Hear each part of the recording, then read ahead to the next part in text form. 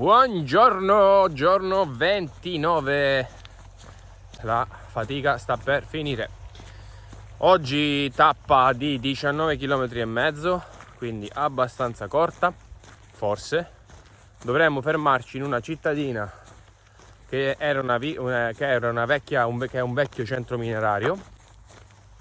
Oggi è rimasta poca gente a viverci, ma non sappiamo ancora se troviamo posto perché non ci rispondono al telefono. Abbiamo provato sia io che il signor Paul ieri, ma non ci ha risposto nessuno. Quindi proveremo di nuovo oggi, altrimenti troveremo una soluzione. Perché poi l'albergo successivo, anzi il posto successivo, sta a 10 km, per cui quindi niente, oggi tappa abbastanza breve, dovrebbe essere più tranquilla di quella di ieri, ma mi riservo poi il diritto di cambiare idea più avanti. La notte a Segartour è andata abbastanza bene.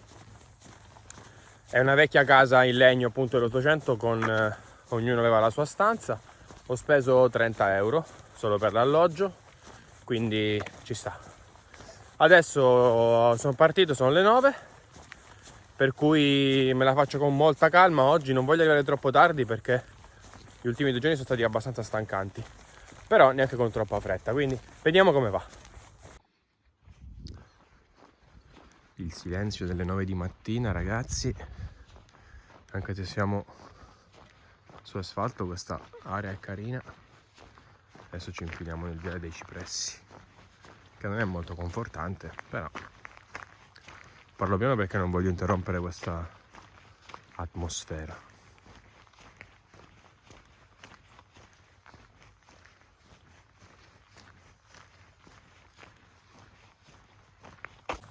Chilometro 5 più o meno. Stiamo attraversando dei terreni con un bel po' di fattorie, che però danno un tocco di colore, sono molto carine. Adesso saliamo nella foresta e poi ribecchiamo l'asfalto fino a Meldal, che è la cittadina diciamo più grossa di questa zona, in cui forse riusciamo a fare un po' di spesa. Oggi è domenica e la domenica la Norvegia praticamente muore, è tutto chiuso, per cui proviamo a fare una sosta lì, vediamo se c'è appunto qualche negozio aperto. Proviamo a richiamare quei maledetti di Lockenberg e poi capiamo un po' come muoverci. Eccola la solita foresta di pini. Potrei rubarne uno per Natale, mi preparo in anticipo.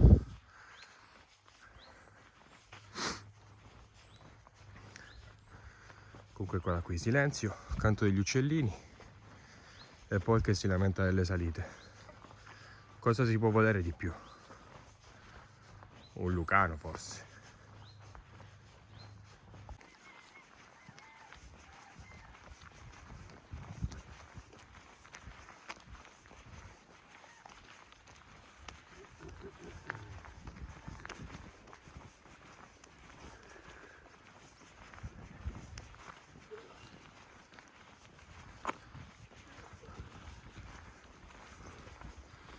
Dietro c'è Paul che vomita.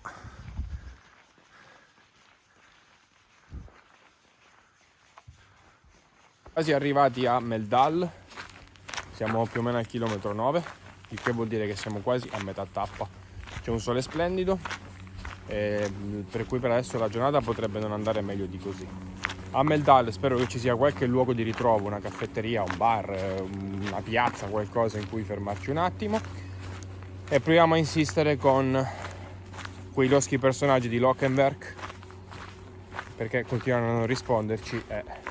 Per me l'idea di dormire per strada non è neanche così campata per aria, lo posso fare, però Paul e la signora anziana svizzera, che diciamo di cui ci stiamo prendendo cura, diciamo così, potrebbero avere bisogno di un posto un po' più sistemato, quindi proviamo a insistere e vedere se riusciamo a trovare qualcosa, altrimenti ci attacchiamo alle porte e diamo fuoco alla città.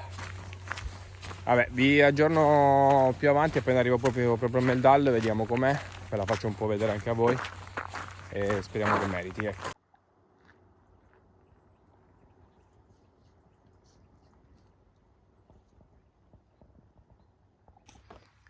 Arrivati alla chiesa di Meldal, ragazzi, Guardate che caruccia, tutta in rosa, pastello.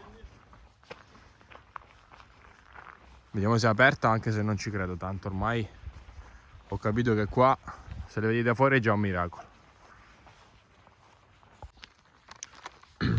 Questo è ciò che Meldal offre. Case tra le montagne e nulla più. Questo dovrebbe essere più o meno la zona vicina al centro. Adesso sto facendo un giretto mentre Paul attende che il Despar apra. È convinto che apra alle 12, speriamo che sia vero. Tanto appunto sto facendo un giro qui nei dintorni e questo è un punto quello che si vede, ragazzi. Scenario devo dire non male, sembra essere quasi in Svizzera. Però per il resto la domenica la Norvegia, ragazzi, è veramente un posto morto, ma morto, morto, morto. Anche a Meldal, come visto a Lillehammer e come visto a Hopdal, c'è un museo con un museo all'aperto con una serie di edifici storici della zona conservati. Qua ce ne sono circa 20 che risalgono al XX secolo, credo, e fanno parte appunto sono tipici di quest'area del Trondelag, quindi leggermente diversi da quelli visti in precedenza, ma comunque insomma più o meno sempre lo stesso stile. Sono chiusi, da quello che mi sembra di capire, il museo è all'aria aperta ma non si può entrare, però comunque il cammino ci passa in mezzo, quindi ormai che ci siamo gli diamo un'occhiata. Prendi un po' di Stabur, carino però. Vi mostro anche Meldal dall'alto.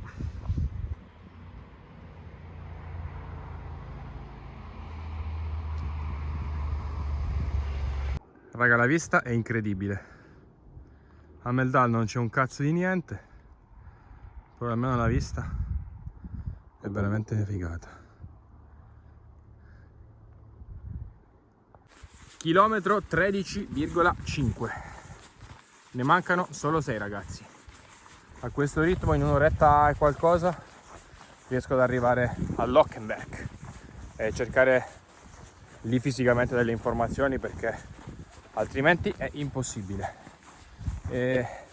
Ovviamente, per smentirmi rispetto a stamattina, questo pezzo che ho fatto da Meldal a qui è stato praticamente solo dislivelli su e giù, niente di troppo impegnativo, però comunque abbastanza, diciamo,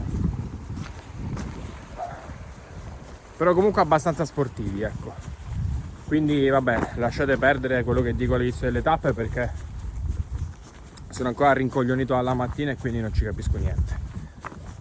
Il tratto non è granché. Dopo Meldal abbiamo fatto un po' di asfalto, un po' di sentiero nella foresta, ma niente di trascendentale.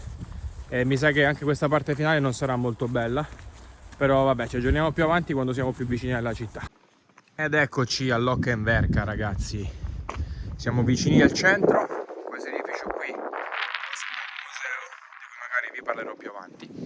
E questo di fronte a me è il posto in cui dovrebbero dormire i pellegrini.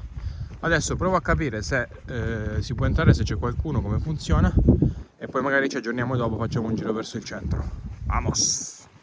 Ragazzi, ce l'abbiamo incredibilmente fatta.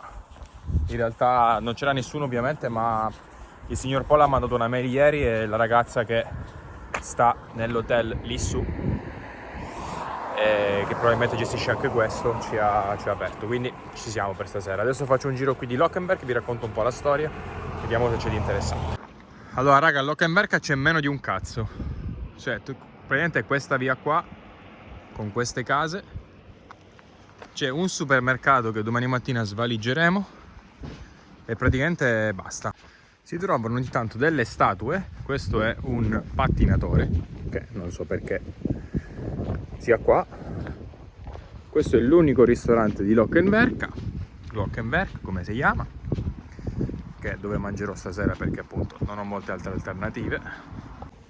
La salvezza del Locken Pizzeria and Grill.